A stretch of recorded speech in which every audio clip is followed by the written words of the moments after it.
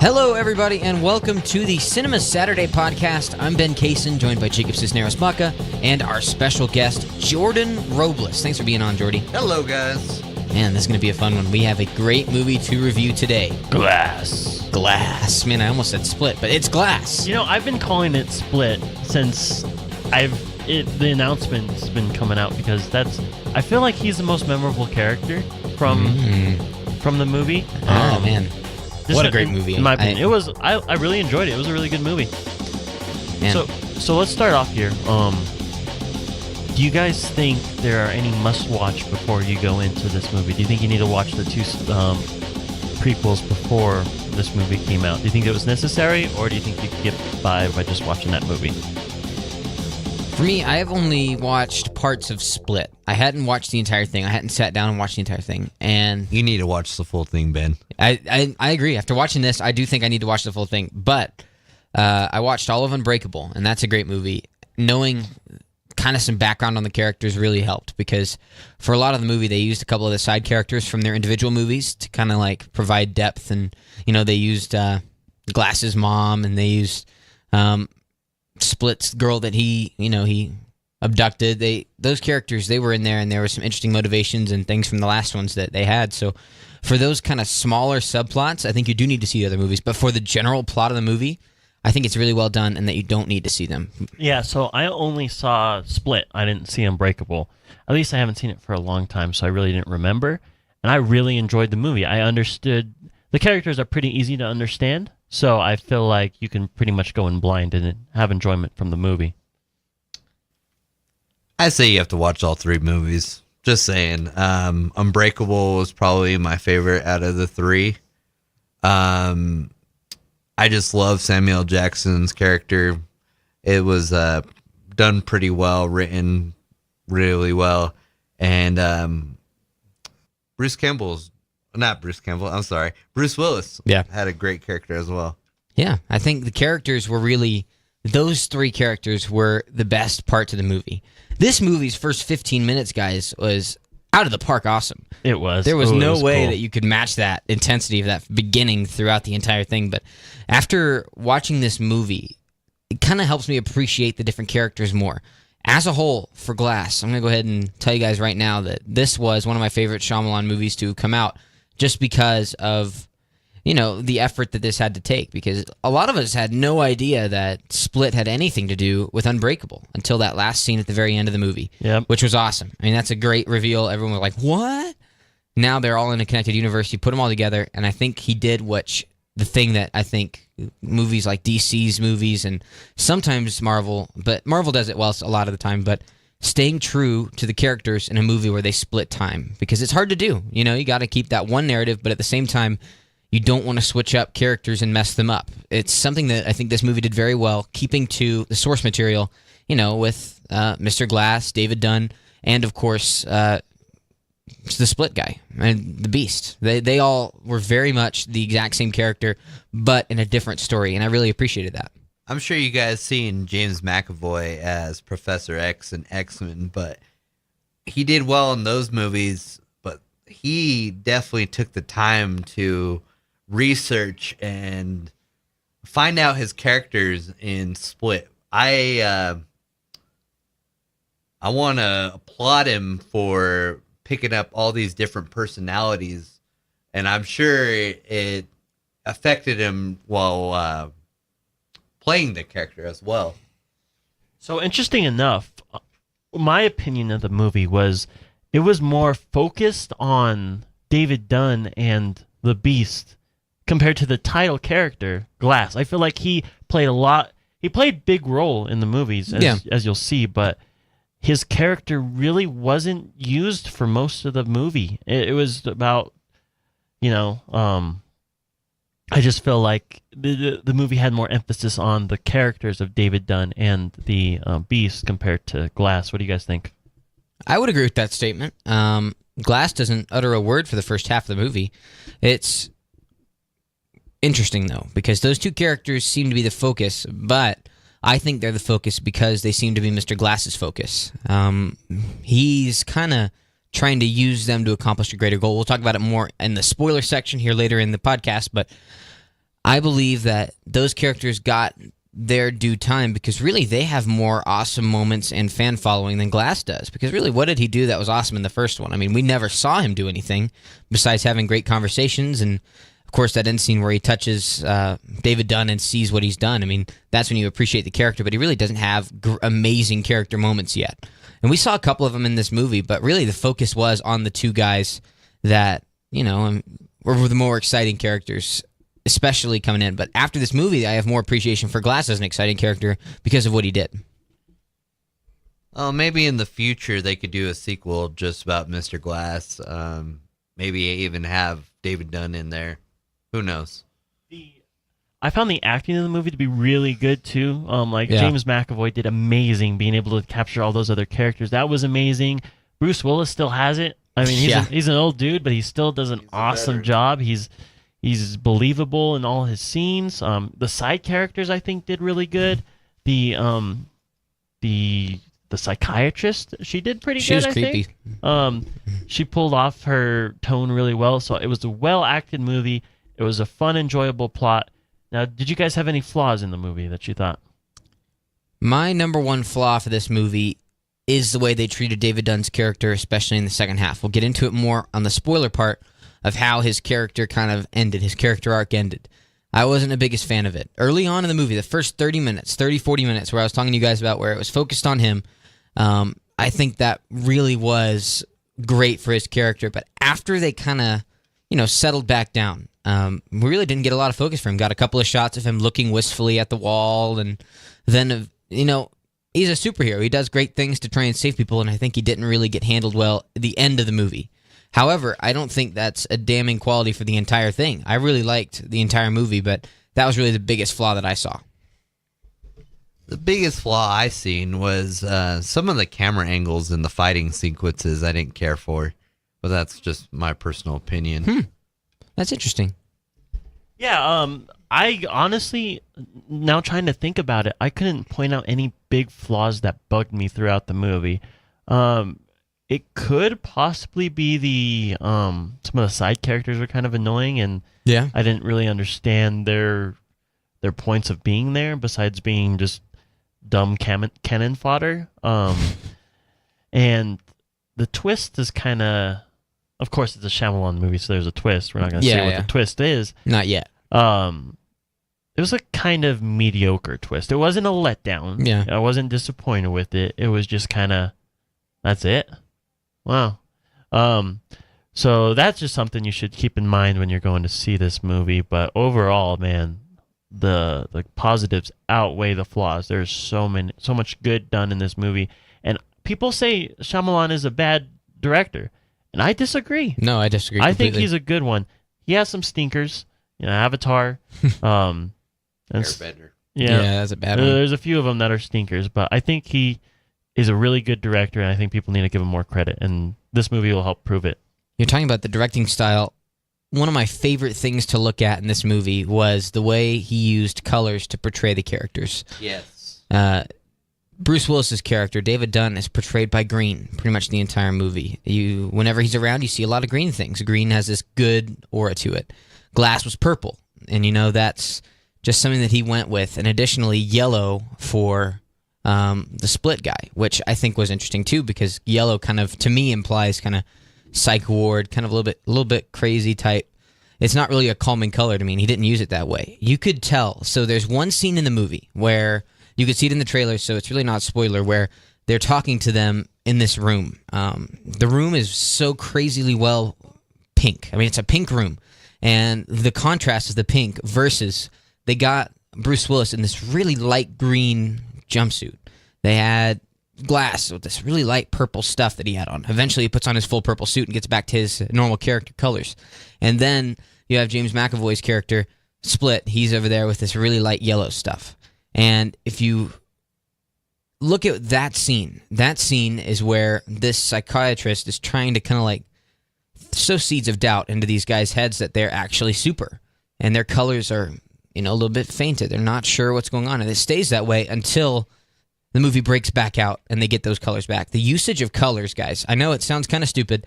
I think it was so well done in this movie. I was in the movie, I was admiring it the whole time, and it's a small thing, but it's something that I really enjoyed.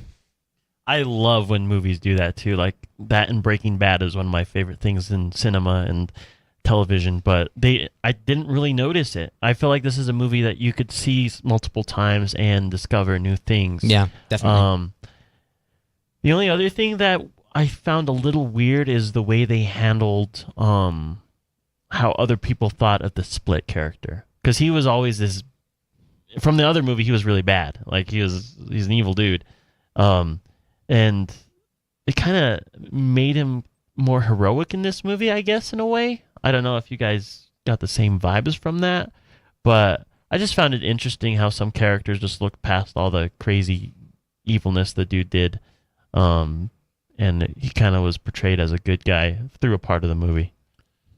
I think for that, there's definitely his personalities. Some of them I think are evil, but like, was it the kid's name was Hedwig? Hedwig I didn't think was an evil character, even when I saw it the first part.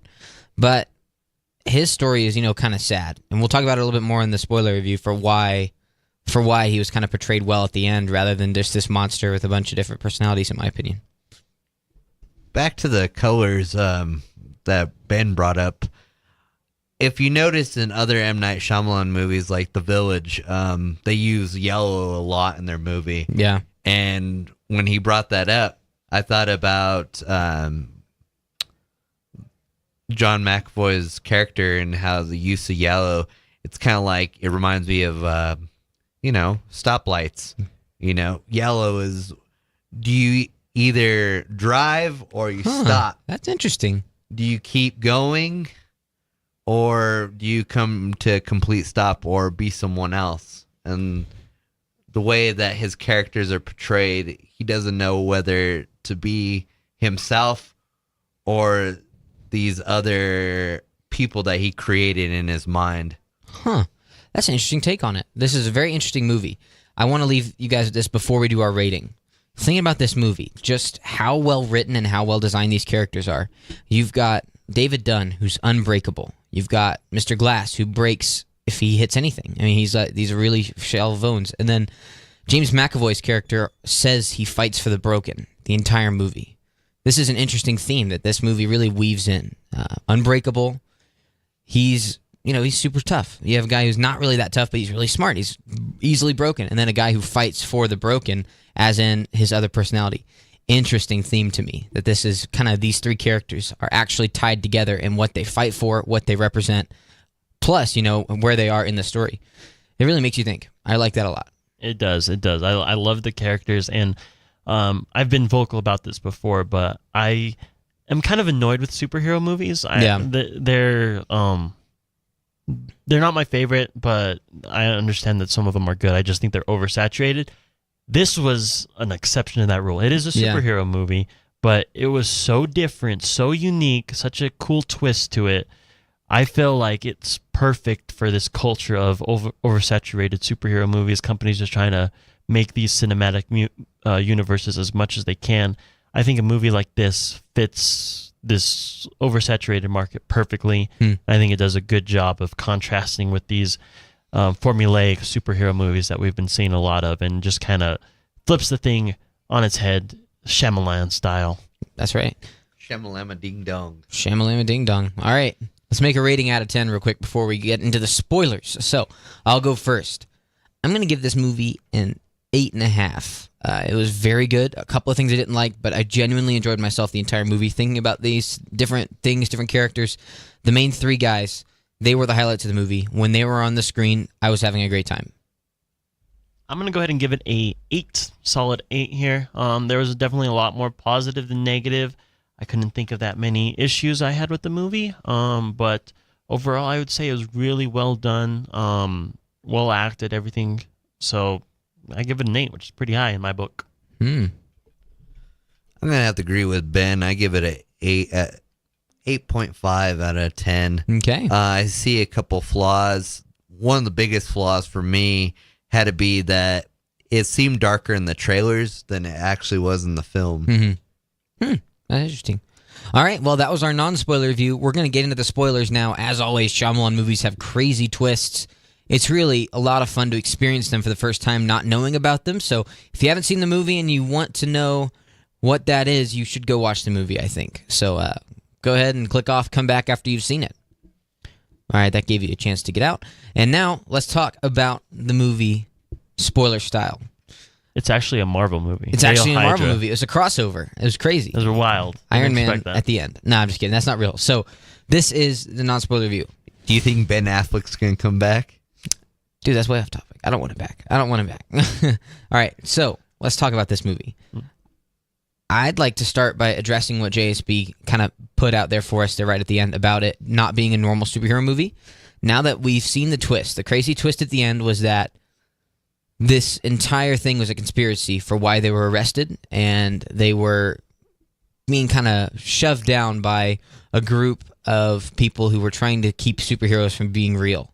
They were trying to hide them. They were trying to do that kind of stuff. That's what that psychiatrist was. All of that was building up to this, and I didn't really see it. And at the end, you find out that Glass was successful. He actually was able to get it out despite giving his life for it. So, interesting movie. Really interesting how the characters were treated. But I'd like to address this. This movie really subverted expectations when it came to superhero movies. I thought this was brilliant. About maybe, 15, 20 minutes into the movie, they started dropping hints about this big new tower being made, and that there were this power thing up there. And then they were really building it up towards, you know what? Glass is going to go try and do an epic fight to try and blow up the tower and destroy the type of the city. And everyone's like, okay, it's a classic superhero plot. Nope.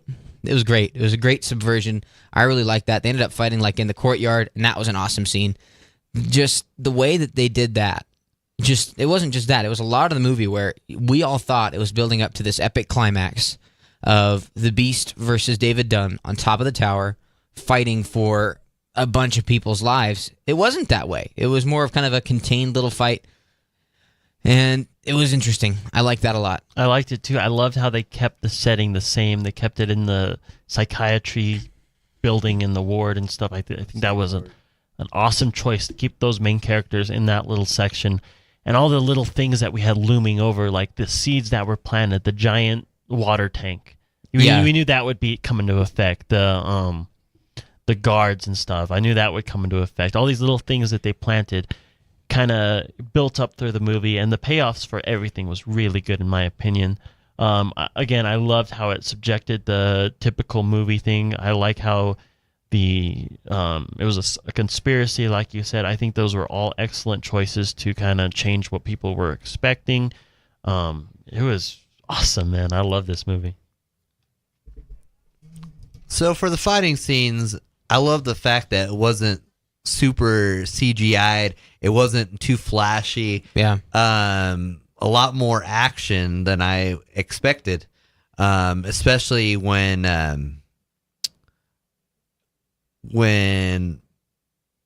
Mr. Glass is being escorted by Split.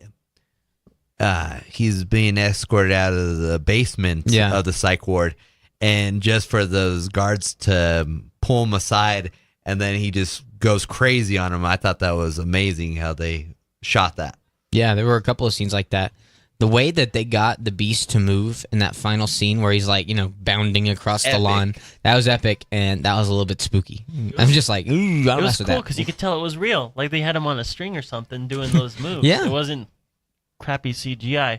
Another thing that was really interesting is I like how they turned the typical villain on his head. Yeah. Like we all have this idea that Glass was this bad guy trying to do all these evil things, but in the end, he was actually not evil. Well, he's evil. He's but evil, yeah. less evil than he wasn't really going to try to. He had good intentions, I guess. He destroyed a train with like 200 people on it. Yeah. It's tough. Yeah, Well, he It's didn't want tough. to take over the world. Yeah, that's exactly most right. villains want to do, or wants millions and billions of dollars. He had motivation to do all this stuff. Yeah. And that's something we see with good villains, Thanos and all them. They have motivation, and Glass had a lot of motivation. I think he was a well done character, and I like seeing the flashbacks for each character was really interesting too. Seeing why their low points, their weaknesses, where that comes from. it was so interesting to see like Glass as a kid getting broken up in that ride. Yeah, that was a rough scene. It was. I like that. Scene. It was sad, and then David Dunn drowning. That was crazy, and then Split just getting ironed by his mom. That was a good one. That was funny. It's interesting to see where all these characters come from and their backstories, and I'm glad they gave us that insight. Yeah, I agree. I think the movie also played with morals, just thinking about your morals and day to day, like how do you handle situations, and I think M. Night Shyamalan did a great job of doing that. Yeah, that's definitely a key theme for this movie. This entire build up for this end scene, I think I was just talking about how they didn't handle David Dunn correctly. I'm going to talk to you guys about this real quick. His drowning scene, it tugged at my heartstrings, guys. Usually I'm a little bit apathetic for most superheroes if they have trials and tribulations, and I expect him to get out of it. I think we all did. It's another subversion of expectations. He's being there. His son's looking and trying to help, but he ends up dying right there. I think it wasn't super well handled in the fact that I think he deserved a more ceremonious death because, he's a hero. He tried to save those girls and helped a lot of people out. But at the same time, it was definitely shock and awe when that happened. When that happened, guys, I was in the theater. I was like, man, I did not expect that. And, it was crazy. And I think I applaud the twist. I think it should have been handled a little bit better to give the character more justice for his death. But in general, I thought it was a pretty interesting twist to have him die at the end of the movie because I did not expect him to die. And the way they had it where the girl was finally able to get Kevin to come out and get into the lights and, have him be able to take control out of the Horde and all these other personalities. Yeah. And when he finally gains that, they shoot him. That's rough. It was like, wow, they did all that hard work, and again, what a twist. It was done amazing. Even Glass dying too. It was, man, I was shocked that they managed to kill all of them, but still they all had their impact and they all had their honorary moments showing superheroes are real. Yeah, they weren't meaningless deaths because of the way the movie ended. It wasn't we have to kill a character off to make this movie feel dark. No, it was following the theme, and it was more of a sacrifice than a death whenever it came to Glass. The other ones, they didn't know that was the overall theme. They were just playing to their character. I mean, the Beast was trying to sow chaos, and David Dunn was just trying to be a hero. So I like the way that the movie ended that way. I just think that David Dunn's death should have been a little bit more ceremonious. I agree. It was painful to watch him get drowned like that. And to have his son sitting there and watching. That corporation is so evil. I don't know what they didn't really go into too much detail on, who these people are, and they kind of explain what they're trying to do, but man, they were evil. It was an interesting shock to see her with the clover on her arm and all these different characters all being tied together. Secret society. You know what I thought was interesting was that Sarah Paulson, the lady that played the psychiatrist in this movie, she was also in American Horror Story, and she does it very well with all the characters she's played on there. But I just thought of this. What if they made a sequel, the people that made American Horror Story and M. Night Shyamalan work on a story, and they talk about the secret society, the people with the clover on their arms, and they make her as the main character. That would be interesting. It would, but I think this is a good ending point. I feel like they could be done with this trilogy. Just leave it as a trilogy, and it's a good, enjoyable 3 movies to watch. We don't need to get it. Because, again, with M. Night Shyamalan, he's kind of hit and miss. He has a lot of good ones, but... When he hits... When he misses. But when he misses, he misses. So I feel like this is a night... He did 3 awesome movies. It's an awesome contained story. I say close it off. Let it be done. Let it be, written in stone. Of course, it would be interesting to see more about this society, but I feel like they're just a typical evil corporation society type thing, After the way this movie was done, credit to Sarah Paulson, who's a great actress. She made me very much dislike her from the entire movie, which is not... It's not liking her for good acting. Is because she was acting as this character who was working against everyone that I really liked in this movie, and she did a really good job with it. She seemed very much heartless at the end. I could never see myself rooting for her in any movie in this trilogy. If that character comes back and it's about her, she better be some sort of a villain, or else it's gonna fall flat for me, because I can't see anything really emotional or interesting with her because of how heartless and cold-blooded she comes off of in this movie. Which is good. I'm sure that's the... It's great acting. I loved it. That's the point of the character. Yeah, it was... She did a great job, and again, I feel like it would be a good time to just end the series and, let it be set in stone. A great movie. I'd also like to say that we were talking about acting earlier. I think James McAvoy's acting is off of whatever I've seen. I mean, he's absolutely outstanding. I imagine, like, if I'm a producer and I'm standing there and I watch him go through these characters for that scene, I'm just like, man, something's wrong with this guy. The way he does all these characters is fantastic. He handles Hedwig really well. He handles I can't remember the name of the lady, but he turns it to her. She's intimidating. Yeah. The Beast, all of the different characters he plays, and I thought he did an outstanding job keeping his coherent storyline going as well throughout the different character mediums. For sure. After they had that conversation I was alluding to before with the colors, pretty much a bunch of those split personalities were doubting if the Beast was actually legit. Mm-hmm. And you could see the internal struggle from these different personalities to keep control and have the Beast's will be done there. Yeah. Interesting, guys. I really like the way that you could see kind of the doubt on the different characters until it finally turns around in the very end, and he goes back to being Kevin Wendell Crumb, and then he dies. So did you guys believe what the psychiatrist was saying halfway in the movie? Did you think they were just getting... It was all these circumstances, or did you think they were super? Because I actually started believing that she was right. I thought that there was a chance that it may all be in their heads, because she pointed some good evidence out, but of course it didn't end up being like that. But I think they were pretty convincing in my eyes. I think she's just trying to break them down, really, because after all, they're still human. Yeah. I think what they pointed out in the movie was if she could have convinced them that they weren't super, they would have lived, and they would have just, been, I guess, locked up or something. But I don't know. I think they did an awesome job trying to convince people, because I'm sure I'm not the only one who fell for that and actually thought that they were just normal people. From what I've seen in the other movies, I was pretty sure that it wasn't true because of just the astounding stuff we saw. But you're right. I mean, it was well done, and it made you think. It makes you think about it. Mm-hmm. All right. Well, any last comments, guys? Anything else they got to know about this movie? No, I enjoyed the references to comic books. I enjoyed the little twists and turns. Enjoyed the side characters. I thought they were all done really well. So overall, it's an awesome movie. I definitely say you should go check it out, because it's definitely worth it. Catch it while it's still in theaters. Spoiler alert. M. Night Shyamalan has a cameo in this movie. What? Did you guys see that they actually linked it with his other cameos? Yeah. They were like, you usually hang out over by the baseball field and mess around. Yeah, it was funny. I thought that was hilarious. But overall, great movie. I thought it was kind of underrated by critics. From what I saw, I really enjoyed it.